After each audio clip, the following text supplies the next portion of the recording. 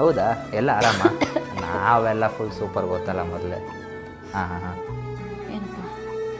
Hello, ಒಂದು ನಿಮಿಷ ರೀ, ಮಾಡ್ತೀನಿ. ಏನಮ್ಮ? ಆಸ್ಪತ್ರೆಗೆ ಹೋಗ್ಬೇಕಾಗಿತ್ತು ಕಣಪ್ಪ, ಹುಷಾರಿಲ್ಲ. ನನ್ನ ಯಾಕಮ್ಮ ಕೇಳ್ತಾ ಇದೆಯಾ? ಹೋಗಿ ನಿನ್ನ ದೊಡ್ಡ ಮಗನ ಕೇಳು, ಆಸ್ತಿ ಎಲ್ಲ ಅವನಿಗೆ ತಾನೇ ನೀನು ಬರ್ಕೊಟ್ಟಿರೋದು. ಓನು ಬಂಗಾರು ಸ್ವಲ್ಪ ಆಸ್ಪತ್ರೆ ಕರ್ಕೊಂಡು ಹೋಗಪ್ಪ, ಹುಷಾರಿಲ್ಲ. ಯಾಕೆ ನಿನ್ನ ಚಿಕ್ಕ ಮಗ ಇಲ್ವಾ? ಕರ್ಕೊಂಡೋಗವನ್ನ. ಅವ್ನು ನಾಳೆ ಕೇಳಿದೆ ಕಣಪ್ಪ, ಬ್ಯುಸಿ ಆಗಿದ್ದೀನಿ ಅಂತ ಹೇಳ್ದ. ಏನಿಲ್ಲ, ಪೆನ್ಷನ್ ದುಡ್ಡೆಲ್ಲ ತಿನ್ಕೊಂಡು ಏನೋ ಹುಡುಗರ ಜೊತೆ ಎಲ್ಲ ಓಡಾಡ್ಕೊಂಡವನೆ, ಅವನ್ನ ಕರ್ಕೊಂಡೋಗು. ಅಮ್ಮನ ಹಾಸ್ಪಿಟಲ್ ಕರ್ಕೊಂಡೋಗೋ. ಬೇಕಾ ನೀನೇ ಕರ್ಕೊಂಡೋಗಲೇ? ಯಾರಿಗೆ ಹೇಳ್ತಾ ಇದೆಯಾ? ನಿನಗೆ ಕಣಲೇ. ಬಿಡ್ರಪ್ಪ, ನಾನು ಆರಾಮಾಗಿದ್ದೀನಿ ಬಿಡ್ರಿ.